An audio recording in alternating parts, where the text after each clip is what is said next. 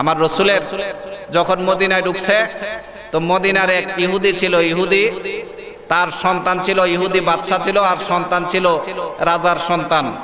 খুবই ডাকাত, ভয়ঙ্কর ডাকাত, সন্ত্রাস, ইফতেজার। যার বাড়িতে ইচ্ছা ডাকাতি করত, যার বাড়িতে ইচ্ছা সন্ত্রাসী করত, যার মেয়েকে ইচ্ছা উঠাই নিয়ে আসতো। কেউ প্রতিবাদ করলে সকালবেলা আবার তারা কিলকনি শুরু করত, বেটা আয় অমুক অমুক রাজার বলা সিনস না আমারে, নাকটা কুড়াইলাম আমার বিরুদ্ধে কিছু করি। দিন দুপুরে নারীরা তার ভয়ে থরথর থরথর করে কাঁপত। একটা মেয়ে বিবাহ হয়েছে, নতুন বিবাহ, তার বাড়ি থেকে মরুভূমির পাশে তার স্বামীর বাড়ি, ওই পাশে তার বাবার বাড়ি। চিন্তা করছে আসরের পরে দৌড় দিয়ে বাবার বাড়িতে চলে যাইব, 1 ঘন্টা সময় লাগে। যখন মরুভূমির মাঝপথে আসছে, পুরা মরুভূমিতে কেউ নাই, এই সময় দেখে ওই ইফতেজারটা, ডাকাতের সন্তান যেটা আছে, এটা এদিকে আসতেছে। যার নাম শুনলে নারীরা দিন দুপুরে থরথরায় কাঁপে। একা মরুভূমির মাঝখানে এই ডাকাতটা এদিক দিয়ে যাইতেছে। মহিলাটা যখন এই ডাকাতের দিকে তাকাইছে, থরথরায় কাঁপতে শুরু করেছে, গলা কাটা মোরগের মতন। আর অপর দিক দাঁড়ায় দাঁড়ায় কাঁপতেছে আর ভাবতেছে, আরে এখন আমার ইজ্জতের উপরে চুনকালি লাগাইব, আমার সম্মান কেড়ে নিবে, আর এখন তার চঙ্গল থেকে বাঁচতে পারবো না, আমার স্বর্ণ গয়নাগুলি কেড়ে নিয়ে যাবে। আরে এই টাইমের মধ্যে কেন বের হলাম, কেন আমি এই টাইমের মধ্যে একা একা বের হলাম, তার সাথে শক্তিতে আমি পারবো না, এমন মনে ভেবে ভেবে আর থরথরায় কাঁপতেছে, গলা কাটা মোরগের মতো। মহিলাটার দ্বারা আছে এই টাইমের মধ্যে। যুবকটা যখন পাশে দিয়ে যাচ্ছে, পাশের যুবকটা ওই মহিলার দিকে তাকায়, দেখে মহিলাটা থরথরায় কাঁপতেছে রাস্তার মাঝখানে। এমন এক সময় অন্ধকার যেন ঘনিয়ে আসতেছে, মাগরিবের সময়, আসরের সময় কাছায় আসছে। এমন সময়ের মধ্যে মহিলাটা একা দাঁড়ায় কাঁপতেছে। পেছন থেকে আওয়াজ দিয়েছে, মারে ও মা, ব্যাপার কি, তোমার কি শারীরিক অসুস্থ নাকি? এই টাইমের মধ্যে তুমি এখানে দাঁড়ায় আছো। মহিলাটা যখন মা শব্দ শুনতে পেয়েছে, স্বস্তির নিঃশ্বাস ফেলেছে। মহিলাটা যখন মা শব্দ শুনতে পেয়েছে, স্বস্তির নিঃশ্বাস ফেলেছে, সাথে সাথে বলতে লাগলো, আরে মহিলাটা বলল, ভাই তুমি কি অমুক ডাকাত না নাকি? কয়, হ্যাঁ আমি অমুক ডাকাত।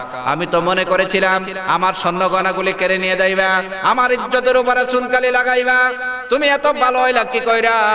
যুবকটা ডেকে বলে, মারে তুমি মনে করেছ তোমার ইজ্জতের উপরে চুনকালি লাগাবো, তোমার স্বর্ণ গয়নাগুলি কেড়ে নিয়ে যাব? তুমি তো জানো না এই মাত্র রহমাতুল লিল আলামিনের হাতে হাত রেখে ইসলাম গ্রহণ করে বাড়ির দিকে রওনা হয়েছি। সুবহানাল্লাহ। বিসমিল্লাহির রহমানির রহিম।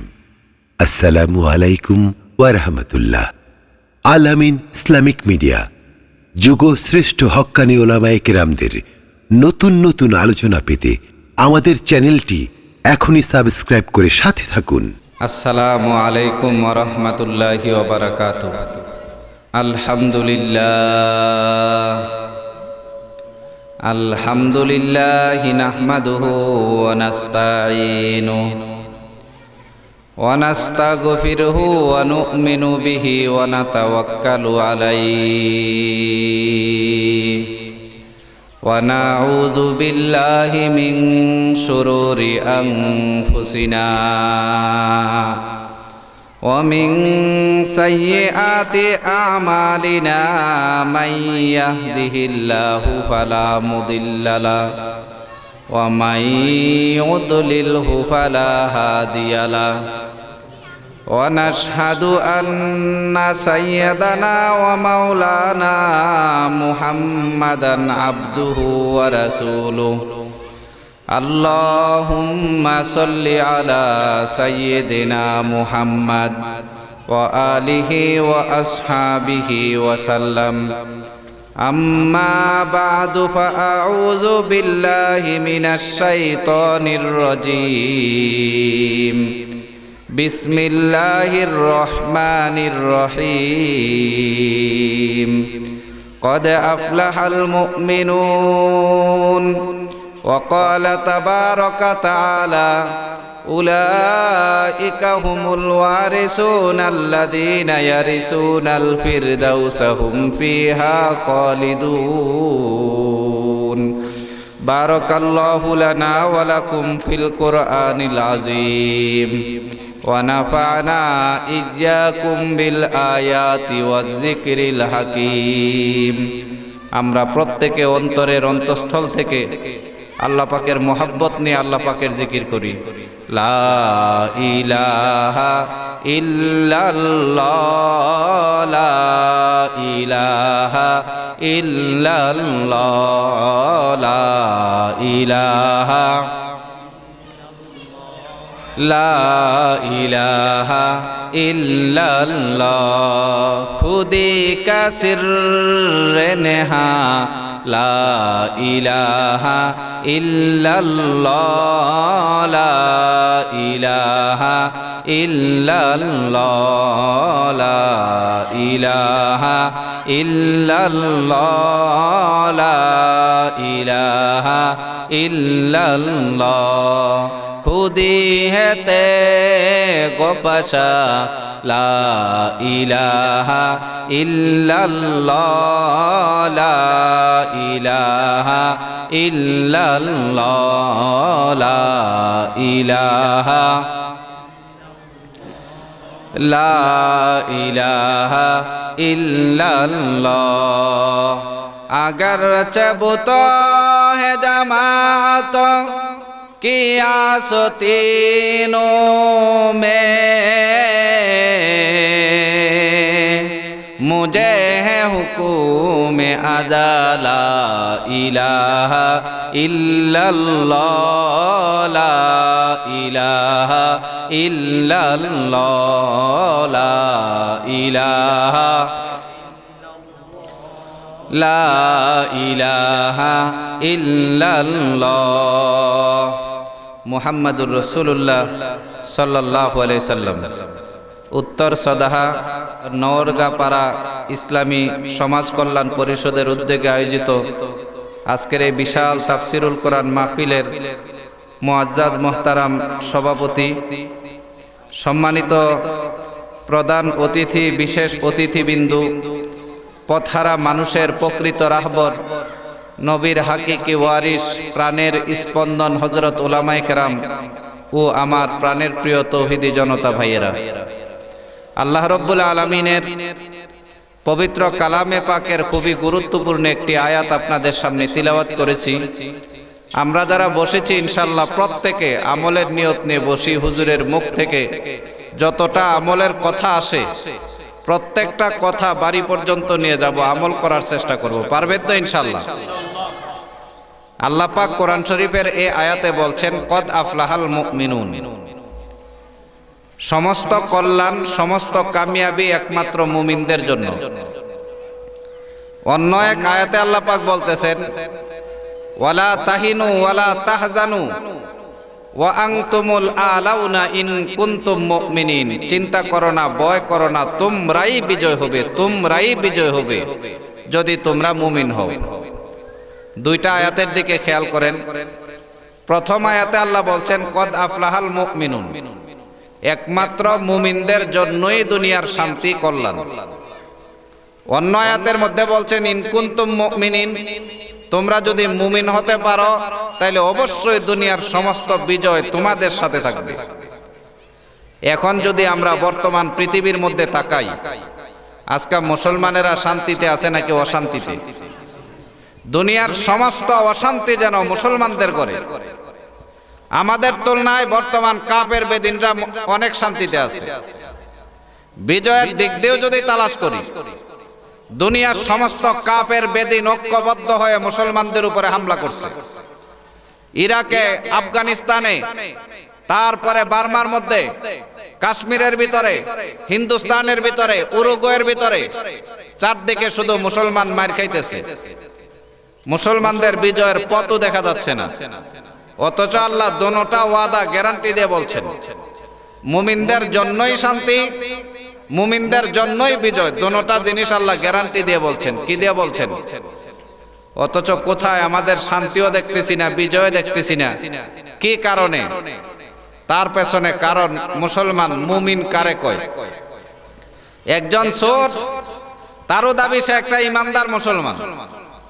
একজন ডাকাত, তারও দাবি সে একটা ইমানদার মুসলমান। একজন সন্ত্রাস, তারও দাবি সে একজন ইমানদার মুসলমান। আসলে ইমানদার কারে কয় জিনিসটা জানা দরকার আছে কিনা কোন?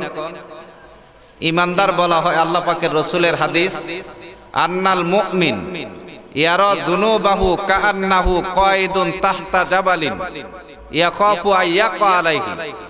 একজন ইমানদার ওই ব্যক্তিকে বলা হয় যে ব্যক্তি ছোট একটা গুনাহ করে ফেললে একটা পাহাড় তার মাথার উপরে ভাঙ্গি পড়তেছে, তখন মৃত্যুকে যতটুকু ভয় করে মানুষে, একজন ইমানদার সামান্য একটা গুনাহ করলে তার অন্তরে আল্লাহর ভয় এর থেকে বেশি আসে। এটা হইছে ইমানদারের আলামত। বেঈমানের আলামত হইছে ওয়া আন্নাল ফাজারা ইয়ারা যুনুবাহু কাযুবাবিন মাররা আলা আনফি। বেঈমানের আলামত হইছে তার নাকে একটা মাছি বসছিল, মাছিকে সরাই দিছে। যতটুকু আসান বেঈমান একটা কবিরা গুনাহ করা তার থেকে বেশি আসান মনে হয়। ইমানদারের আলামত সামান্য একটা গুনাহ করলে তার অন্তরের মধ্যে মৃত্যুকে যতটুকু মানুষকে ভয় করে এর থেকে বেশি ভয় আসে। বেঈমানের আলামত কবিরা গুনাহ করলেও তার অন্তরের মধ্যে ভয় আসে না। আচ্ছা, এখন আপনাদের সামনে আমি পুরা বাংলাদেশ সহ পুরা পৃথিবীর একটা মানচিত্র তুলে ধরছি। সুদ খাওয়া এটা কি হারাম নাকি জায়েজ? হারাম তো, কবিরা গুনাহ তো। আমাদের দেশের এমন কোন একটা ঘর আছে যে ঘরের মধ্যে সুদ ঢুকে নাই? এই বাংলাদেশের 15 কোটি মানুষের মধ্যে কমপক্ষে 14.5 কোটি মানুষের ঘরে সুদ আছে, আছে না? ও মুসলমান, 1 টাকা সুদ জানিয়া খাওয়া, 36 জন নারীর সাথে জিনা করা যতটুকু অপরাধ, 1 টাকা সুদ জানিয়া খাওয়া এর থেকে বেশি অপরাধ। 14 কোটি মানুষ যদি এমন কবিরা গুনাহ করে, ও মুসলমান, সুদ যে গুনাহ, গুনাহও তো মানুষের অনুভব হয় না। এটা যে একটা গুনার কাজ, গুনার কাজও অনুভব হইতেছে না। এরকম ভাবে ব্যাপক হারে সুদের কারবারিতে আজকে মুসলমানরা লিপ্ত। একটা রিকশাওয়ালা 15,000 টাকা দিয়ে রিকশা কিনবো, 10,000 টাকা আছে, 5,000 টাকা লোনের উপর আইনা রিকশা কিনতেছে। রিকশাওয়ালার ঘরেও সুদ ঢুকছে কিনা?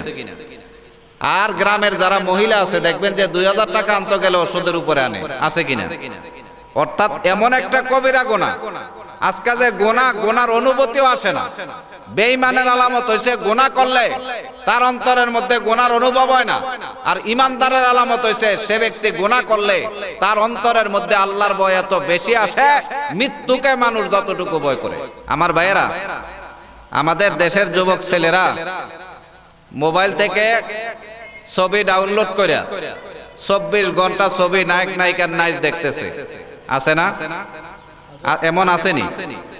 আচ্ছা, এই যে উলঙ্গ নারীর নাচ দেখতেছে, সেখানের মধ্যে যে বেহায়াপনা দেখতেছে, এটা কি জায়েজ নাকি হারাম? হারাম নাকি কবিরা গুনাহ? ও মুসলমান, মুসলমানের সন্তানরা এটা যে গুনাহ, গুনার অনুভবও নাই।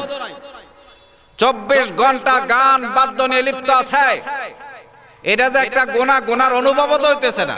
বেঈমানের আলামত হইছে কবিরা গুনাহ করলে তার অন্তরের মধ্যে গুনার অনুভব হয় না। ইমানদারের আলামত হইছে গুনাহ করলে তার অন্তরে আল্লাহর ভয় আসে। ও মুসলমান, 14 কোটি মুসলমান তালাশ করে দেখেন, হাজারো কবিরা গুনার মধ্যে লিপ্ত। গুনাহ যে করে, এটা গুনাহ যে গুনাহ অনুভব হয় না, ঠিক কিনা? ও মুসলমান, ছেলেরা দেখতেছে, এটা আমাদের দেশে আজ থেকে 20 বছর আগে এটা গুনাহ হিসেবে জানতো। কোথাও যদি বিয়ে হইতো, ওই বিয়ার বাড়ির আশপাশের যুবকরা মিললে একটা বেসিয়ার ভাড়া করে আনতো। আইনা আবার এই বাড়ির আশপাশে না, 10 বাড়ি দূরে ঘরের ভিতরে একটা লুকাইয়া তারা ভাড়া করে আনতো। আমরা যেটা দেখছি, মুরব্বীদেরকে গোপন রাখতো, জানতো মুরব্বীরা জানলে বেসিয়ারও ভাঙ্গা লাইব, হাতে করে মারবো। তো বিয়ার অনুষ্ঠানের মধ্যে যুবকদেরকে দেয়া যায় না, তো মুরব্বীরা জিজ্ঞাসা, কিরে আজকে যে যুবকদেরকে দেই না? কয় এরা ওই বাড়িতে বেসিয়ার ভাড়া করে আনছে। তখন মুরব্বীরা মনে করত, ওরে আমাদের দেশ তো ধ্বংস করে লাইতেছে তারা। লাডি নিয়ে শুরু করতো বাইরান, দৌড়ান শুরু করতো। এরা বেসিয়ার টেসিয়ার ফালায় কই চলে যাইতো। কোনো ক্ষেত্রে বেসিয়ার ভাঙ্গা লাইছে, কোনো ক্ষেত্রে বেসিয়ার যাই নিয়ে গেছে যারে ভাড়া করে এতেরে মারছে। দেখা গেছে ওই সময়কার যুবকরাও জানতো এটা অপরাধ, এজন্য গোপনে করত। মুরব্বীরা জানতো এর থেকে মারাত্মক অপরাধ, যার কারণে মুরব্বীরা এটা বরদাস্ত করতো না। এখনকার দিনে তাকায় দেখেন, যুবকরা তো এমন ভাবে দেখে মনে হয় যে এতগুলি গিয়ে ওয়াজিব নামাজের মতো। আর মুরব্বী একটা চা হোটেলের মধ্যে গিয়ে চা খায় আর বয়ে বয়ে টিভি দেখে। টিভি যে সামনে দেখতেছে, এটা যে গুনার অনুভব হইতেছে না, ঠিক কিনা? ও মুসলমান, যার কারণে আজকে আমাদের ভিতরে তো ইমানেরই দুর্বলতা। আল্লাহ ইমানদারের জন্য দুইটা গ্যারান্টি দিয়েছেন, ইমানদারদের জন্য শান্তি, ইমানদারদের জন্য বিজয়। দুটোটা আমরা দূরে। কারণ কি? ও মুসলমান, অর্ধ পৃথিবী বিজয় করতে মুসলমানদের মাত্র 7 বছর লাগছে। কয় বছর? আপনাদের কাছে আশ্চর্য লাগে, কিন্তু অর্ধ পৃথিবী বিজয় করতে মুসলমানদের কয় বছর লাগছে? আমাদের নবী মদিনাতে 10 বছর ছিলেন। প্রথম 6 বছর তো শুধু মক্কার লগে কিলাকিলি করে গেছে। এরপরের 4 বছরে আমাদের নবীর হাতে যে বিজয় এসেছিল, প্রায় 10 লক্ষ বর্গমাইল এলাকা, পুরা জাজিরাতুল আরব তখন নবীর হাতে ছিল। পুরা জাজিরাতুল আরবের প্রেসিডেন্ট ছিলেন আমাদের নবী। 10 লক্ষ বর্গমাইল এলাকা নবীর কালে 4 বছরে বিজয় হয়েছে। নবীর ইন্তেকালের পরে খলিফাতুল মুসলিমিন প্রথম খলিফা আবু বকর সিদ্দিক রাদিয়াল্লাহু তাআলা আনহু, আবু বকর সিদ্দিক রাদিয়াল্লাহু তাআলা আনহুর কালে মুসলমানরা প্রত্যেক দিন 60,000 বর্গমাইল এলাকা বিজয় করত। অর্থাৎ পুরাটা বাংলাদেশ যত বড়, এই পরিমাণ এলাকা প্রত্যেক দিন বিজয় করত। যখন ওমর রাদিয়াল্লাহু তাআলা আনহু ক্ষমতা আইলেন 2 বছর 2.5 বছর পরে, তখন মুসলমানদের সীমা রেখা দাঁড়াইল প্রায় 26 কোটি বর্গমাইল এলাকা। 51 কোটি বর্গমাইল এলাকার পৃথিবী, প্রায় 26 কোটি বর্গমাইল এলাকা মুসলমানদের হাতে বিজয় হয়েছে। ও মুসলমান, নবীর কালে 4 বছর, আবু বকরের কালে 2 বছর, 6 বছর, ওমরের কালে 1 বছর, এ 7 বছরে অর্ধ পৃথিবী মুসলমান বিজয় করেছিল। দুনিয়ার মাশরিক থেকে মাগরিব পর্যন্ত, শিমাল থেকে জুনুব পর্যন্ত ইসলামের বিজয় নিশান উড্ডীন হয়েছিল। Al Jazeera, Azerbaijan, Indonesia, Iraq, Iran, Ethiopia, ইয়ামান, Yemen, Uganda, Oman, Kuwait, Qatar, কেঙ্গুরুস, কাজাকিস্তান, কার্গিজিস্তান, গাম্বিয়া, গানি বিজলি, গ্যাবন, চাঁদপাদন্ট, জর্ডান, জাঞ্জিবার, জিবতি, নাইজেরিয়া, তুরস্ক, তিউনিসিয়া, তাজিস্তান, তুর্কমেনিস্তান, ফিলিস্তিন, বসনিয়া, ব্রুনাই, বাহরাইন, মালয়েশিয়া, মালদ্বীপ, মিশর, 7 আরব আমিরাত সহ অর্ধ পৃথিবী মুসলমান বিজয় করেছে মাত্র 7 বছরে। কয় বছরে? সেই জাতি, সিংহের জাতি, আজকে কাপুরুষতা বশত সামনের একটা ভারত মনে করে যে ভারত এত বড়, ভারত তাদের কাছে মিসাইল আছে, অস্ত্র আছে, আমরা তাদের সাথে কিভাবে লড়াই করব। এজন্য কিছু মানুষ আছে ভারতের গোলামিতে লিপ্ত, কিছু মানুষ আছে ভারতের ভয়ে হকটা পর্যন্ত বলতে পারে না। বিএসএফরা দিনের পর দিন বাংলাদেশের ভিতরে ঢুকে বাংলাদেশের মানুষকে, নিরীহ মানুষগুলিকে গুলি করে হত্যা করতেছে। আমাদের দেশের কিছু কাপুরুষ নেতারা, তারা সংসদের মধ্যে বসে বসে একটা নিরপরাধ বাংলাদেশিকে হত্যা করতেছে। কথাটা পর্যন্ত বলার ক্ষমতা রায় না, ঠিক কিনা? ও মুসলমান, আজ পর্যন্ত সংসদে কোন একজন নেতা এ কথা কইল না। আমার দেশের সাধারণ মানুষ, নিরপরাধ মানুষ আরেক দেশের এরকম ভাবে বিএসএফ এর গুলি খেয়ে কেন মরবে? কাপুরুষের বাচ্চারা এই শব্দটা বলতে পারে না। তারা বলতে পারে, ওই আল্লাহরে নিয়ে কথা বলতে পারে, রসুলকে নিয়ে কথা বলতে পারে, ইসলামকে নিয়ে ইসলাম বিদ্বেষী কথা বলতে পারে। বুঝা গেছে মুসলমান, যারা নেতা বর্তমান জমানার, যে সমস্ত নাস্তিক নেতারা 24 ঘন্টা চেষ্টাই করে যাচ্ছে কিভাবে এদেশকে ভারতের গোলামিতে লিপ্ত করানো যায়, কিভাবে এদেশকে আমেরিকা, লন্ডনের নীতি এদেশে কায়েম করা যায়, কিভাবে ইসলাম বিদ্বেষী কার্যকলাপ, জিনার মতো কার্যকলাপ বাংলাদেশে কায়েম করা যায়, ঠিক কিনা? সাম্প্রতিককালের একজন আমাদের নেতা, এতে বেলে মন্ত্রীও, এমন মূর্খ ব্যক্তির একটা মন্ত্রী বানাইছে কেটা জানে?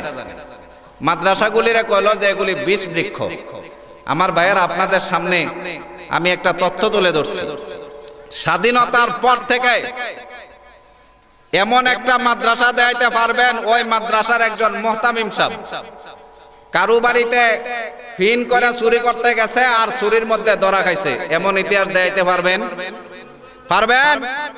কিন্তু স্কুল, কলেজে, বিশ্ববিদ্যালয়ে লেখাপড়া করে চুরির অপরাধে ধরা খাইয়া জেলের ভিতরে আছে, এখনো আছে। এমন হাজারো ঘটনা আছে কিনা? ডাকাতির মধ্যে গত বছর আমাদের ঢাকার ভিতরে 4 জন ছাত্রকে ডাকাতের সন্দেহে জনগণ গণদোলাই দিয়ে হত্যা করেছে। ডাকাত সন্দেহে জনগণ তাদেরকে প্রায় 4 জনকে হত্যা করেছে গণদোলাই দিয়ে। এমন ঘটনা হাজারো ঘটতেছে। ও মুসলমান, স্বাধীনতার পর থেকে একটা মাদ্রাসা দেখাইতে পারবেন কোন ছাত্ররা, হুজুররা মিল্লা ডাকাতি করতে গেছে আর জনগণের কাছে ধরা গেছে, দেখাইতে পারবেন? হাজারো ইফটিজিংয়ের ঘটনা ঘটায় কলেজে কলেজে ইফটিজিং হয়, স্কুলের বদরুল্লাহর মতো এমন কুখ্যাত সন্ত্রাস এই স্কুল কলেজের মধ্যে আছে। একটা ইফটিজিং এর অপরাধে আজ পর্যন্ত বাংলার জমিনে একজন মাদ্রাসার শিক্ষক জেলখানায় গিয়েছে, এমন ইতিহাস আছে। ও মুসলমান, তালাশ করে দেখো, পুরা বাংলাদেশের ভিতরে আলেম ওলামা কোনো প্রকারের খারাপ কাজে নাই, বরঞ্চ ইমাম সাহেবগুলি সারাটা জীবন এক একটা গ্রামের মধ্যে কাটাই দিতেছে। উদ্দেশ্য একমাত্র মানুষকে সতের পথে দাওয়াত দেওয়া, মানুষকে চুরি থেকে বারণ করা, ডাকাতি থেকে বারণ করা, মানুষকে ন্যায়ের পথে চালানো, অন্যায়ের পথ থেকে বারণ করা। ও মুসলমান, তারা যদি বিষবৃক্ষ হয়ে থাকে, যে সমস্ত স্কুল কলেজ এবং ভার্সিটির ছাত্ররা চুরির মধ্যে 1 নম্বর, ডাকাতির মধ্যে 1 নম্বর, সন্ত্রাসীর মধ্যে 1 নম্বর, ওইগুলি কি আমাকে একথা বলে দেন ঠিক কিনা? এত বড় মূর্খ বেয়াদবকে কে মন্ত্রী বানায় দেশে? কিভাবে এই দেশের ক্ষমতার মধ্যে আসে মুসলমানরা? আশ্চর্য হওয়ার কথা। কথা বলতে চিন্তা ভাবনা করা দরকার। এ দেশের আলেম ওলামারা শান্তিপ্রিয়। পৃথিবীর কোন এলাকার আলেম ওলামা এত শান্তিপ্রিয় নয়। এদেশের ওলামায়ে কেরাম যেভাবে শান্তিপ্রিয়, মানুষের সাথে মিলে চলে, মানুষকে হকের পথে ডাকে 24 ঘন্টা, তাদেরকে নিয়ে যদি কথা বলা হয়, ও মুসলমান, তখন মুসলমানের ইমানি দায়িত্ব থাকে তার প্রতিবাদ করা, ঠিক কিনা? আমার মুসলমান ভাইয়েরা, তা আল্লাহ পাক বিজয়ের ঘোষণা করেছেন ইমানদারদেরকে। ইমানদার কারে কয়? যেই ব্যক্তি সামান্য একটা কবিরা গুনাহ করলে তার অন্তরের মধ্যে এই পরিমাণ ভয় আসে, মৃত্যুকে যতটুকু মানুষে ভয় করে। বেঈমানের আলামত, কবিরা গুনাহ করলে তার কাছে অনুভূতি হয় না।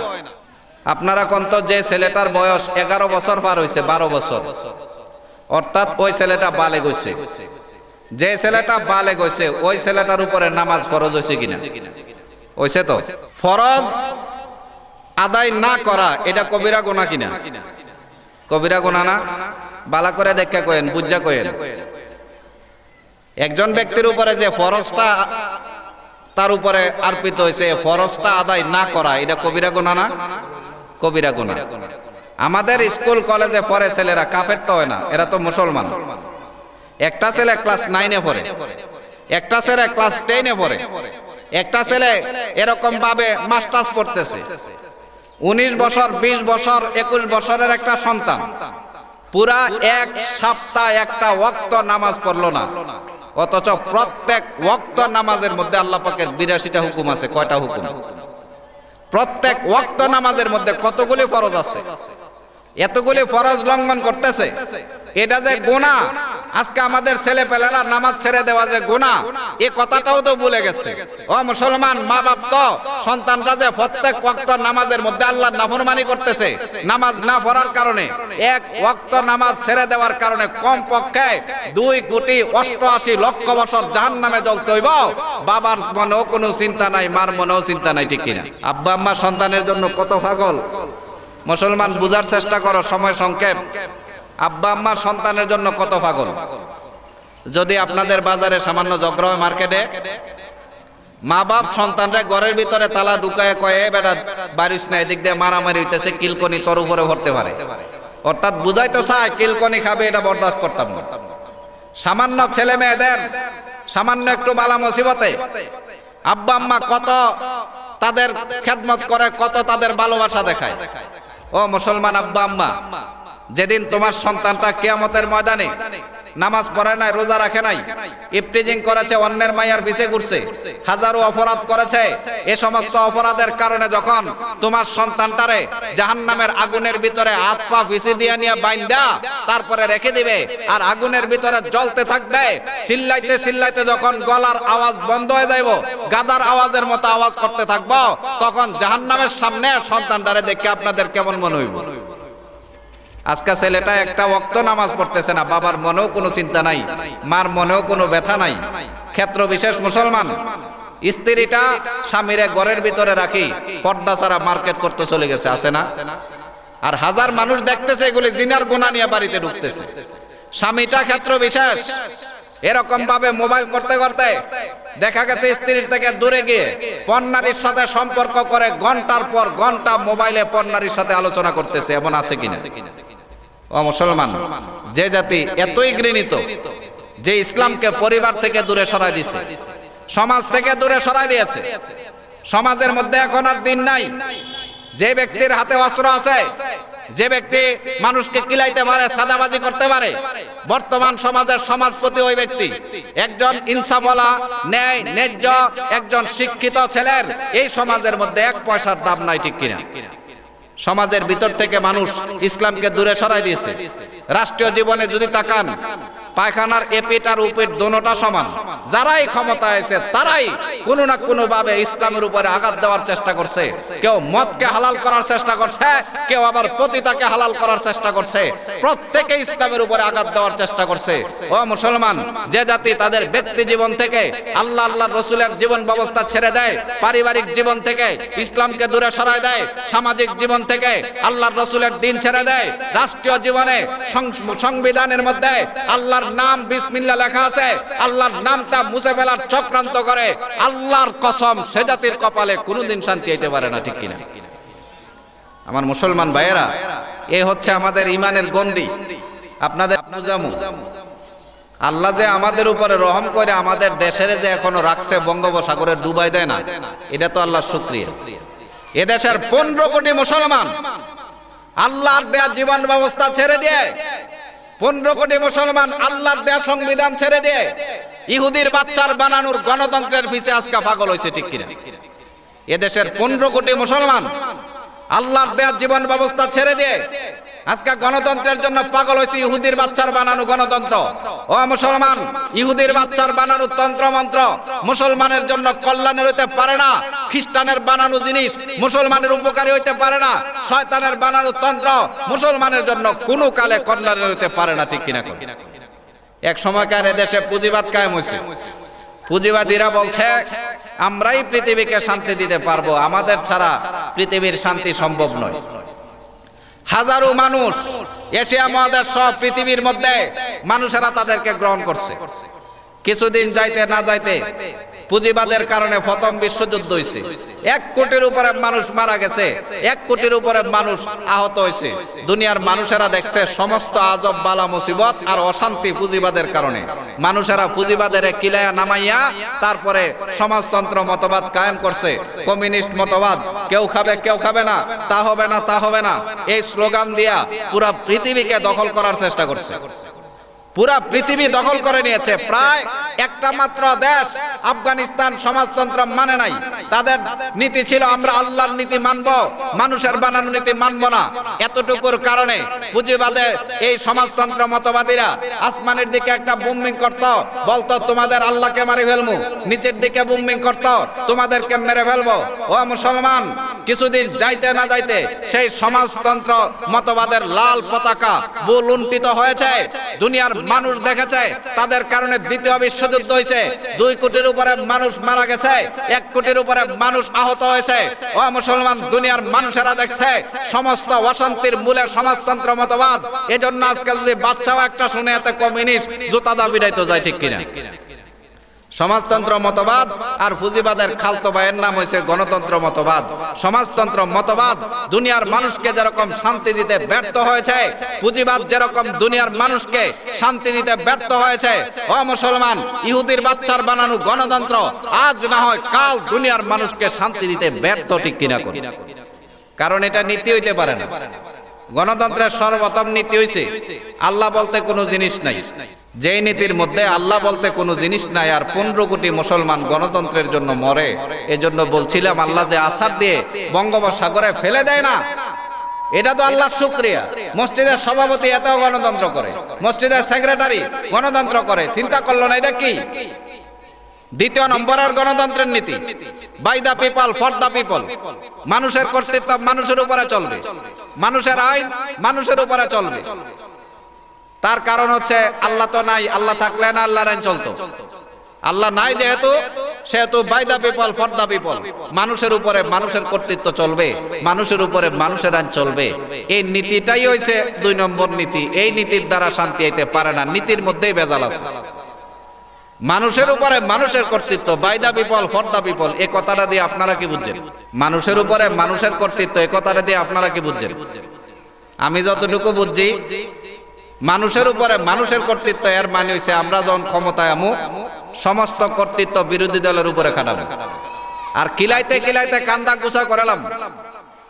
আর বিরোধী দল যখন ক্ষমতায় আবার এদেরকে কিলাই মনে করে কিলাইতে পারলে জিহাদের সওয়াব। ও মুসলমান, এলাদ্দুর গণতন্ত্রের মধ্যে মারামারি কাটাকাটি ছাড়া আর আছে কি? গোটা দুনিয়ার মুসলমানেরা কাজাসাদিন ওয়াহিদিন, একটা অঙ্গের মতো। ইনিস্তাকা আইনুহু ইস্তাকা কুল্লু। কোন মুসলমান একজন মানুষের যদি চোখ ব্যথা হয় পুরা শরীর অনুভব হয়, একজন মানুষের আঙ্গুল কেটে গেলে পুরা শরীর অনুভব হয়। গোটা দুনিয়ার মানুষেরা একটা শরীরের মতো। পৃথিবীর কোন এক প্রান্তে যদি একজন মুসলমান আহত নিহত হয়, গোটা দুনিয়ার মানুষের শরীরে অনুভব করবে। এটা হচ্ছে ইমানদারদের লক্ষণ, এটা হচ্ছে মুসলমানদের লক্ষণ। আজকে ইহুদির বাচ্চার গণতন্ত্রের কারণে ও মুসলমান ভাই ভাইয়ের দুশ্মন হয়ে গেছে। এক বন্ধু আরেক বন্ধুর সাথে সংঘর্ষে লিপ্ত রয়েছে, এক পরিবার আরেক পরিবার সাথে যুদ্ধ লেগে আছে, এক নেতা আরেক নেতার সাথে রক্তক্ষয়ী সংঘর্ষে লিপ্ত হয়ে আছে। ও মুসলমান, মারামারি কাটাকাটি ছাড়া এটার ভিতরে আছেটা কি আমারে বুঝান? কিভাবে 15 কোটি মুসলমান আল্লাহর দেয়া জীবন ব্যবস্থা ছেড়ে একজন মানুষের দেয়া জীবন ব্যবস্থার জন্য পাগল হইতে পারে? এটাই তো তোমাদের ইমানের লক্ষণ। আল্লাহ বলছেন ইমানদারদের জন্য দুনিয়ার বিজয় দুনিয়ার শান্তি দুটোটা সম্ভব। আজকে মুসলমান আমরা যেটা ইমান মনে করতেছি, প্রকৃতপক্ষে এটা ইমান নয়। নিজের ছেলেগুলি মেয়েগুলি নিজেরা কিভাবে চলতেছে, নিজের ছেলেটা কিভাবে স্কুলে যাচ্ছে, কার সাথে ঘুরতেছে, মেয়েটা 1 ঘন্টা 1.5 ঘন্টা পরে কলেজ থেকে বাড়িতে আইছে, মাও জিগায় নাই তুই 1.5 ঘন্টা কইছিলি, বাপও জিগায় নাই তুই 1.5 ঘন্টা কইছিলি, এমনটা হইতেছে কিনা? ও মুসলমান, অথচ মুসলমান হিসেবে দায়িত্ব ছিল নিজের সন্তানগুলিকে কমপক্ষে গোনা শিক্ষা দেওয়া আর ইবাদত বন্দেগী শিক্ষা দেওয়া, কিন্তু তা করলাম না করে আজকে ছেলেদের দায়িত্ব হারা হয়ে ছেলেদেরকে লালন পালন করতেছি।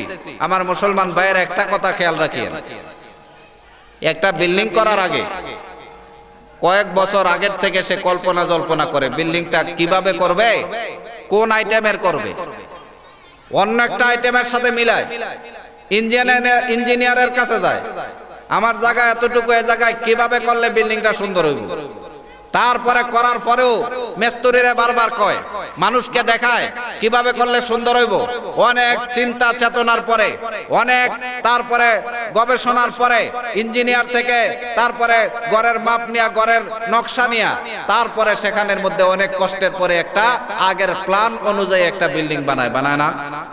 সামান্য একটা মাটির বিল্ডিং, এটা বানাইতে যদি আগের প্ল্যান নেন, আপনার সন্তানটা যে আপনার সারা জীবনের জন্য একটা সম্বল, এই সন্তানটা পেটে আসার আগেই তো আপনি একটা প্ল্যান নেওয়া দরকার ছিল, আমার সন্তানটারে কিভাবে গড়ে তুলবো, ঠিক কিনা? আমার মেয়েটা কিভাবে গড়ে তুলবো? মেয়ে তো পেটে থাকতে আপনার প্ল্যান নকশা আঁকা দরকার ছিল, আমার মেয়েটারে এই আইটেমে এই চরিত্র দিয়ে বড় করবো। কিন্তু মুসলমান আগের থেকে কোনো নকশা কি নাই, যার কারণে বিল্ডিং বানাইছে। সামান্য ভূমিকম্প তো দূরের কথা, গাড়ি গেছে একটা কাঁপছে আর বিল্ডিং ভাঙ্গা পড়ে গেছে গা। মানুষে কইলো এত কষ্ট করে বিল্ডিং বানাইছো, পড়ছে কেন? কয় এটা তো আগে প্ল্যান করি নাই, ইঞ্জিনিয়ারের কাছে যাই নাই, নিজের মত অনুযায়ী বানাইছি, এজন্য এটা ভাঙ্গি পড়ে গেছে। যেরকম ভাবে প্ল্যান ছাড়া একটা বিল্ডিং বানাইলে এটা দুর্বল হয়। ও মুসলমান, প্ল্যান ছাড়া সন্তানগুলিকে ছাড়ার কারণে আজকে তোমরা হক না আদায় করার কারণে আমাদের ছেলে মেয়েগুলি খারাপ হয়ে যাচ্ছে। আজকে দেখেন না, স্কুলের যত ছাত্ররা আছে, একটা ছাত্রের বয়স 11 বছর, বালেগ হইছে। 11 বছর কি হইছে? বালেগ হইছে। বালেগ হওয়ার পর থেকে ইসলামের হুকুম আহকাম তার উপরে ফরজ হয়। একটা মেয়ের বয়স 9 বছর, বালেগা হইছে। মেয়েরা 9 বছরে বালেগা হয় আর পুরুষেরা 11 বছরে বালেগা হয়। 9 বছরে বালেগা হইছে একটা মেয়ে, 11 বছরের একটা ছেলে। আপনাদের কাছে ছোট মনে হয়, আসলে কি তারা ছোট? আসলে কি ছোট? নাকি আল্লাহর আদালতে তার নাম লেখা হয়ে গেছে? হইছে না? একটা ছেলে একটা মেয়ের দিকে, একটা বালেগ ছেলে একটা বালেগা মেয়ের দিকে তাকাইতে পারবো? একটা বালেগ ছেলে একটা বালেগা মেয়ের দিকে তাকাইতে পারবে? কথা বলেন না কেন, পারবে? আজকে আমাদের স্কুল কলেজের মধ্যে যে ছেলেগুলি মেয়েগুলি, ক্লাস 5 এর ছেলেটা 11 বছর বয়স হয়, 6 এর ছেলেটা 7 এর ছেলেটা একসাথে বসে মেয়েদের সাথে যে লেখাপড়া করতেছে। আমি আপনাদের শিক্ষার ব্যবস্থাটা আমি ভিন্ন বললাম, শুধু জায়েজ না জায়েজের মাসালাটা বলতেছি। একটা ছেলে আরেকটা মেয়ে যে তাকায় তাকায় যে ক্লাস করতেছে, ও মুসলমান, এটা কি জায়েজ কাম নাকি হারাম কাজ? এটা যে হারাম মুসলমানের অনুভূতি আছে আছে ও মুসলমান, যার কারণে দেখা গেছে 100 স্কুলের ছেলে যদি থাকে 100 ছেলের মধ্যে আমি গ্যারান্টি দিয়ে বলতে পারবো 100টা ছেলেই কোনো না কোনো নারীর পেছনে ঘুরে। একটা স্কুলের ছেলে হাত উঠায় বলতে পারবে না হুজুর আমি কোনো নারীর দিকে তাকাই না, আমি কোনো নারীর পিছে ঘুরি না। দেশটা এমন ভাবে চলে গেছে মুসলমান, 100 ছেলেই আজকে জিনার দিকে উদ্বুদ্ধ। জিনা এমন ব্যাপক হারে বেড়ে যাচ্ছে, আজকে পুরাটা বাংলাদেশ জিনার আসর হয়ে যাচ্ছে। কয়েকদিন আগে মুন্সিগঞ্জের ভিতরে এক হাসপাতালের ভিতরে ডাস্টবিনের মধ্যে 29টা জিনাকার সন্তান মৃত পেয়েছে ডাস্টবিনের ভিতরে। 2 সপ্তাহ আগের ঘটনা, 29টা জিনার সন্তান ঢাকার ডাস্টবিনের মধ্যে, মুন্সিগঞ্জের এক হাসপাতালের ডাস্টবিনের মধ্যে পাওয়া গেছে। এটা তো একটা হাসপাতালের ঘটনা, তাও ঘটনা প্রকাশ পাইছে দেখে জানি। পুরা বাংলাদেশের হাসপাতালগুলি তালাশ করলে একটু চিন্তা করে দেখেন কি পরিমাণের জিনা আমাদের দেশে হইতেছে। সরকারিভাবে জিনার জন্য নিরাপত্তা দেওয়া হচ্ছে, বিভিন্ন বেহায়া দিবস ভালোবাসা দিবসের জন্য আজকে পুলিশ আর্মির মাধ্যমে দেশে নিরাপত্তা দেওয়া হয়। বিভিন্ন এরকম ভাবে বিভিন্ন এলাকার মধ্যে যেই পার্ক আছে, পার্কগুলির ভিতরে মুসলমান ছেলে মেয়েকে জিনার দিকে উদ্বুদ্ধ কইরা সেখানে নিরাপত্তা দিতেছে সরকার।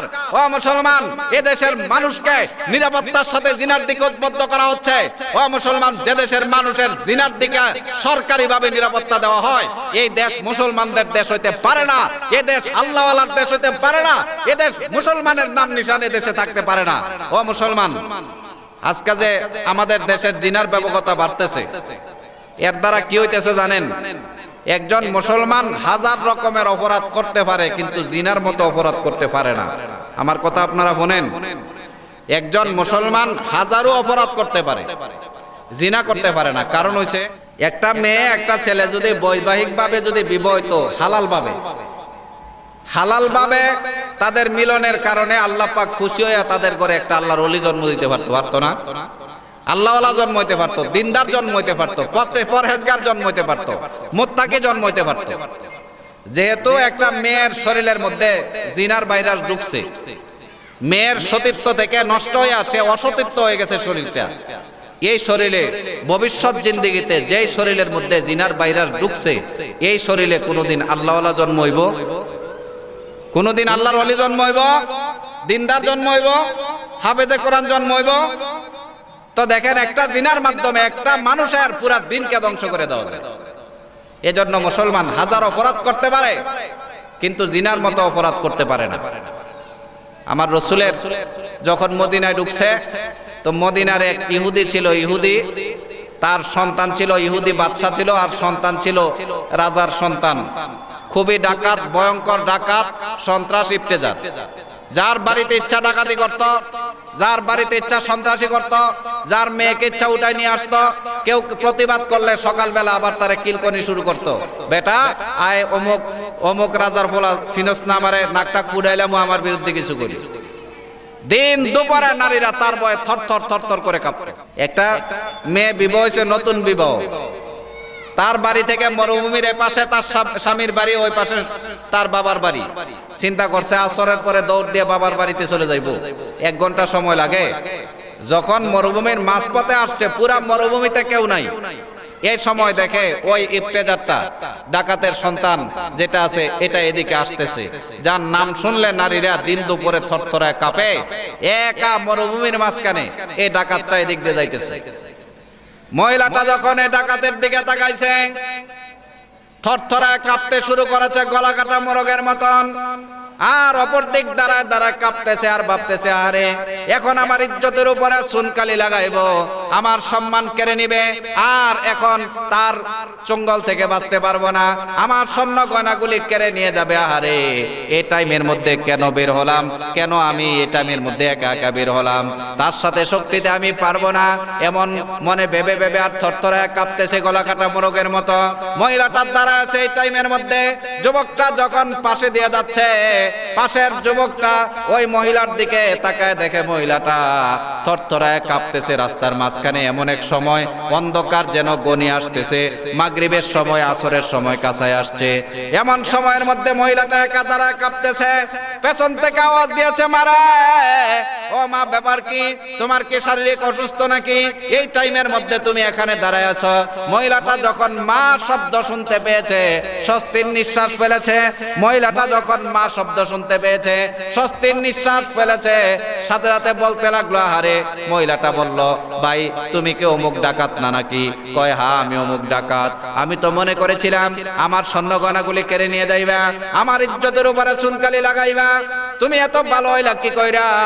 যুবকটা ডেকে বলে, মারে তুমি মনে করেছ তোমার ইজ্জতের উপরে চুনকালি লাগাবো, তোমার স্বর্ণ গয়নাগুলি কেড়ে নিয়ে যাব? তুমি তো জানো না এই মাত্র রহমাতুল লিল আলামিনের হাতে হাত রেখে ইসলাম গ্রহণ করে বাড়ির দিকে রওনা হয়েছি। সুবহানাল্লাহ। ও মা, তুমি তো জানো না এই মাত্র রহমাতুল লিল আলামিনের হাতে হাত রেখে ইসলাম ধর্ম গ্রহণ করে বাড়ির দিকে রওনা হয়েছে। কোন মুসলমান তো নারীর ইজ্জত নষ্ট করতে পারে না। ও মুসলমান, 1 মিনিটের ইমানের পাওয়ার যদি এত বেশি হয়, 1 মিনিটের ইমানের পাওয়ারে যদি এত বড় ইফতেজারকে আল্লাহর ওলি বানায় দেয়, এত বড় ডাকাতকে আল্লাহওয়ালা বানায় দেয়, ও মুসলমান তুমি তো বালেগ হওয়ার পর থেকে তুমি মুসলমান। তোমার মুসলমানের গ্যারান্টি আছে লম্বা সময় ধরে তুমি মুসলমান। তোমার আব্বা মুসলমান, তোমার আম্মা মুসলমান, তোমার 14 গোষ্ঠী মুসলমান, পরিবেশ মুসলমান, ভাই ব্রাদার মুসলমান। 1 মিনিটের ইমানে যদি একজন ইফতেজাররে আল্লাহ ওলি বানায় দেয়, তোমার ইমানে কেন তোমারে জিনা থেকে বাঁচাইতে পারে না? তোমার ইমান কেন তোমাকে চুরি থেকে বাঁচাতে পারে না? তোমার ইমান কেন নিশা থেকে বাঁচাতে পারে না? এর মানে হইছে মুসলমান তোমরা যেটারে ইমান কও, এটা প্রকৃতপক্ষে ইমান না। যে ইমান চুরি থেকে বাঁচাই দিতে পারে এটার নাম ইমান, যে ইমান ডাকাতি থেকে বাঁচাইতে পারে এটার নাম ইমান। আল্লাহর রাসূল বলেছেন, লা ইয়াজনি জানি হিনা ইয়াজনি ওয়া হুয়া মুমিন। জিনাকার যখন জিনা করে তার ভিতরে ঈমান থাকে না। ওয়ালা ইয়াসরিকু সারিকু হিনা ইয়াসরিকু হুয়া মুমিন। চুরি করনেওয়ালা যখন চুরি করে তার ভিতরে ঈমান থাকে না। ওয়ালা ইয়াশরাবুল খামরা হিনা ইয়াশরাবু হুয়া মুমিন। যখন নিশাখোর নিশা খায় তার ভিতরে ঈমান থাকে না। আমাদের দেশের চোর তারও দাবি আমি একজন ঈমানদার, আমাদের দেশের ডাকাত তারও দাবি একজন ঈমানদার, আমাদের দেশের একজন নিশাখোর তারও দাবি একজন ঈমানদার, আমাদের দেশের প্রত্যেকটা মানুষ দাবি করে ঈমানদার। চোরের ভিতরে যে ঈমান থাকে না তার ধারণা নাই, জানা নাই। ডাকাত সে যে তার ভিতরে ঈমান নাই এতটুকু ধারণা নাই। ও মুসলমান, আমাদের দেশে এই পরিমাণ মানুষ খারাপ কাজে লিপ্ত আছে। খারাপ কাজ তাও দিয়া কয়, হুজুর গো কত আগে জান্নাতে যামুগা, মনে হয় যে এতের বাপে আল্লাহর থেকে জান্নাতটা কিনে আইছে, এতে মরলেই জান্নাতে যাবো। ঠিক কিনা? এমন মনে হয় না? ও মুসলমান, সহজ না এত জান্নাতটা। সব থেকে ছোট জান্নাত আল্লাহ যারে দিবেন, আমাদের পৃথিবীর মতো 10টা পৃথিবী সম পরিমাণ। 1 ডিসিম জায়গা আপনারা কেউ ফ্রি দিব, মাগনা দিব। আধা ডিসিম জায়গা আপনারা কেউ ফ্রি দিব। 4 আঙ্গুল জায়গা সীমানা নিয়ে দ্বন্দ্ব, গড় পড়ে গেছে, 4 আঙ্গুল জায়গার ভিতরে পড়ে গেছে। এইটা নিয়ে বছরের পর বছর যুদ্ধ চলে। ঠিক কিনা? 4 আঙ্গুল জায়গা তোমার কেউ ফ্রি দেয় না। তুমি মনে করছো চুরি ডাকাতি করে, নামাজ না পড়ে, আর যত প্রকার খারাপ কাজ করে আল্লাহর 10টা পৃথিবী পরিমাণ জান্নাত এমনি পেয়ে ফেলবা? এত সহজ না মুসলমান। যে জিনিসটা যত দামি এটার জন্য অত কষ্ট করতে হয়। আল্লাহ কোরআন শরীফের মধ্যে বলছেন, আম হাসিবতুম আও তাদখুলুল জান্নাতা ওয়ালাম্মা ইয়ালামিল্লাহুল্লাযীনা জাহাদু মিনকুম ওয়া ইয়ালামাস সাবিরিন। আল্লাহ বলছে, বান্দারে তুমি মনে করেছো দৌড় দিয়ে আল্লাহর জান্নাতে পৌঁছে যাইবে, এত সহজ নয়। অথচ তুমি ঈমানের জন্য চেষ্টা করো নাই, ঈমানের জন্য নিজেকে ত্যাগ স্বীকার করো নাই, ঈমানের জন্য জীবনটা কুরবান করো নাই, আর তুমি জান্নাতে ঢুকে যাইবে, এটা কখনো সম্ভব নয়। এত বড় জান্নাত, এত বড় জান্নাত, এত দামি জান্নাতের জন্য চেষ্টা করতে হয়, কষ্ট করতে হয়, আল্লাহর দ্বীনের জন্য জান কুরবান করতে হয়, তারপরে এর বিনিময়ে আল্লাহ জান্নাত দিবে। ও মুসলমান, আমরা যেটারে ঈমান মনে করতেছি, যেটা মুসলমানিত্ব করতেছি, মুসলমান এটা মুসলমানিত্ব নয়। রসুলের সাহাবী একজন এমন মোটা, ইচ্ছা শক্তিশালী সাহাবায়ে কেরামকে নিয়ে রসুলের এরকম বসা। সাহাবী আইয়া কয়, হুজুর আমার শরীরের শক্তিও আছে, আমার শরীরের মধ্যে চাহিদাও আছে, দোনোটা আছে হুজুর, আমার খালি মন জিনার দিকে গিয়ে থাকে। আপনি তো সারে, আপনি যদি আমার অনুমতি দিয়ে দেন তাইলে তো জিনা করলেও গোনা হইতো না, যেহেতু আপনার অনুমতি পাইছি, হুজুর আমারে জিনার অনুমতি দেন। সাহাবীরা কয় এতে গুসায় নাকটা খুঁড়াইলাম উনি কোন, এতে রসুলের কাছে জিনার অনুমতি চায়, সাহস কত বড়। কিন্তু রসুল তো রহমাতুল্লিল আলামিন, কারো প্রতি রাগ করেন না। যুবকরে কইলেন বসো, তার মাথায় হাত রেখে বললেন তোমার আম্মা আছে বাড়িতে? কয় হুজুর আমার আম্মা আছে। কয় তোমার আম্মার সাথে কেউ জিনা করুক এটা বরদাস্ত করবা? কয় হুজুর এতে এক কোবে কল্লা কাটিলাম। কয় তোমার বোন আসেনি? কয় আছে। খুব মহব্বত করো? কয় হুজুর আমরা 4 ভাইয়ের 1 বোন। কয় তোমার বোনের সাথে কেউ জিনা করুক এটা বরদাস্ত করবা? কয় হুজুর এতে মাইরাইলাম। কয় তোমার খালা ফুফু আসেনি? কয় হুজুর আছে। কয় তোমার খালা ফুফুর সাথে কেউ জিনা করুক এটা বরদাস্ত করবা? কয় এটাও বরদাস্ত করতাম না। আল্লাহ পাকের রাসূল এখন ডেকে বলেন সাহাবীরে, তুমি যে মেয়ের সাথে জিনা করার চিন্তা ভাবনা করছো, হয়তো বা কারো মেয়ে হবে, না হয়তো বা কারো মা হবে, না হয়তো বা কারো বোন হবে, না হয়তো বা কারো খালা বুবু হবে। তোমার আত্মীয়র উপরে জিনার তহমত লাগাইলে তোমার অন্তরে যেমন কষ্ট আসে, তাদের আত্মীয়র উপরে জিনার তহমত লাগাইলেও তাদের অন্তরে কষ্ট আসবে। একজন মুসলমান হইয়া তো আরেকজন মুসলমানের অন্তর ভাঙতে পারে না। আল্লাহর রাসূলের সাহাবী সাথে সাথে পায়ে পড়ে গেছে, ইয়া রাসূলুল্লাহ মাফ করে দেন, ওয়াদা করেছি কোনোদিন জিনা তো করবই না, আর বাকি জীবনে কোনোদিন জিনার কল্পনাও মাথায় ঢুকাইব না। সুবহানাল্লাহ। এজন্য মুসলমান হাজার অপরাধ করতে পারে, জিনার অপরাধ করতে পারে না। আজকে দেখেন জিনা কত ব্যাপক হারে বাড়ি গেছে। এই গোনা বাড়ি যাওয়ার পেছনে কারণ আমরা গোনারে গোনাই মনে করি না। আমাদের দেশে দেবর বাবির সাথে সাক্ষাৎ করা, কথা বলা যে হারাম, এটা আমাদের দেশের মানুষেরা জানে? দেবরের সাথে বাবি সাক্ষাৎ করা কি হালাল নাকি হারাম? হারাম নাকি মারাত্মক হারাম। আল্লাহ পাকের রাসূল বলছেন বাবির জন্য দেবর মৃত্যু থেকে আরো ক্ষতি। আল হামু আল মউত, রাসূল বলছেন মৃত্যু যেমন ক্ষতিকর, বাবির জন্য দেবরের থেকে বেশি ক্ষতিকর। এদেশের 15 কোটি মানুষ একটা গড়ের মানুষ পারলে দেয় দেন, বাবির সাথে দেবর সাক্ষাৎ করে না, বাবির সাথে দেবরের কথা হয় না, এমন একটা পরিবার দেয়াইতে পারবেন? পারবেন? এটা যে কবিরা গুনাহ, এটা মুসলমানদের অন্তর থেকেই তো উঠে গেছে। ইমানদারের আলামত হইছে গুনাহ গুনাহ মনে করে, বেঈমানের আলামত হইছে তাদের অন্তরের মধ্যে গুনাহ অনুভূতি হয় না। দেবরের সাথে বাবি সাক্ষাৎ করা যে হারাম, অনুভূতিটা পর্যন্ত নাই, বরঞ্চ স্বামীর সাথে এত আনন্দ ফুর্তি করে না দেবরের সাথে যে পরিমাণ আনন্দ ফুর্তি করে, ঠিক কিনা? দেখা গেছে যে ভাই বিদেশ চলে গেছে, এদিক দিয়ে দেবরের সাথে খারাপ সম্পর্ক। যদি জিনার রিপোর্ট তালাশ করেন আপনারা, তাইলে দেখবেন গড়ে গড়ে, পরিবারে পরিবারে, সমাজে সমাজে, রাষ্ট্রীয় ব্যবস্থার মধ্যে আজকে জিনার আসর হয়ে গেছে দেশটা। খালি কয় হুজুর কেরে আমরা শান্তি পাই না, কেরে দেশের বিজয় আসে না। যে জাতি এত ব্যাপক হারে গুনাহ করতে পারে আর গুনারে গুনাহ মনে করে না, যে জাতির প্রত্যেকটা ঘরে সুদের মতো গুনাহ ঢুকতে পারে, যে জাতির ছেলে মেয়েরা নামাজ পড়ে না, মা বাবার কোনো গুরুত্ব নাই, যে জাতির এরকম স্বামী স্ত্রী থেকে দূরে গিয়ে পণ্যারীর সাথে মোবাইলে আলোচনা করতে পারে, আর যে জাতির স্বামীকে রাখে স্ত্রী পর্দাহীন ভাবে মার্কেট করতে যাইতে পারে, সে জাতি কোন হিসেবে শান্তির আশা করে আল্লাহর কাছ থেকে, ঠিক কিনা? গুনাহ এত ব্যাপক হয়ে গেছে, আমাদের ধারণা যে আমরা তো মরলেই জান্নাতে চলে যাব। মুসলমান এত সহজ নয়। ঈমান, মুসলমান জান্নাতে যাওয়ার জন্য ঈমান শর্ত। আর জান্নাত আল্লাহ পাক ছোট জান্নাত যারে দিবেন 10টা পৃথিবী পরিমাণ। এই জান্নাতের জন্য মেহনত করা দরকার, এই ঈমানকে সাজানোর জন্য। যেই ঈমান দ্বারা 10টা পৃথিবী পরিমাণ জান্নাত ক্রয় করা যায়, তাইলে সেই ঈমানের মূল্য কত, সেই ঈমানের দাম কত? এই ঈমানের জন্য মেহনত করা দরকার আছে কিনা? এই ঈমানের জন্য ত্যাগ স্বীকার করার দরকার আছে। এজন্য মুসলমান, তুমি যদি ফকির হও, তোমার যদি ঘরে বাতু না থাকে, তুমি যদি ঈমানকে দামি বানাইতে পারো, ঈমানকে যদি সাজায় রাখতে পারো, একদিন আল্লাহ 10টা পৃথিবী পরিমাণ জান্নাত দিবেন। 10,000 দন তুমি পাইছো, তোমার মতো এত বড় দামি কেউ নাই। আর তুমি পুরা পৃথিবীর বাদশা, তোমার ভিতরে ঈমান নাই, তুমি যদি জাহান্নামে যাও, তোমার মতো কপাল পোড়া কেউ নাই, ঠিক কিনা? তোমার ভিতরে ঈমান থাকলে আল্লাহ তোমার, রাসূল তোমার, আখিরাত তোমার, জান্নাত তোমার, সব তোমার। তোমার ভিতরে ঈমান না থাকলে কোনো কিছু তোমার না। আখিরাতে এরকম জাহান্নামে যাইতে হইব। ও মুসলমান, এজন্য ঈমানকে সাজাও, ঈমানকে সাজাও। তোমার ভিতরে ঈমান থাকলে একদিন আব্বা আম্মাও হইবে। হাদিসের মধ্যে আছে, একটা ঈমানদার ব্যক্তি জান্নাতের গেটের মধ্যে যাইয়া একটা ছেলে জান্নাত তার জন্য ওয়াজিব হইছে, জান্নাতে যাইতেছে, গেটে যায় দাঁড়া যাইব। আল্লাহর পক্ষ থেকে আওয়াজ আসবে, ব্যাপার কি তুমি জান্নাতে ঢুকো না কেন? এই ব্যক্তি জান্নাতের গেটে আর পা সামনে দেয় না। আওয়াজ আসবে, কেন তুমি জান্নাতে ঢুকো না? তোমারে তো জান্নাতের গ্যারান্টি দিয়ে দিলাম, আর জান্নাতের জন্যই তো দুনিয়াতে এত কষ্ট করছে, এখন কেন জান্নাতে ঢুকো না? ওই ব্যক্তি বলবে, আল্লাহ, যে আব্বা আম্মা এত কষ্ট করে আমাদেরকে লালন পালন করছে, সে আব্বা আম্মা কোন অবস্থায় আছে জানি না। আব্বা আম্মার যদি জাহান্নামে পড়ে থাকে, আমরা জান্নাতে গিয়ে কেমনে শান্তিতে থাকি?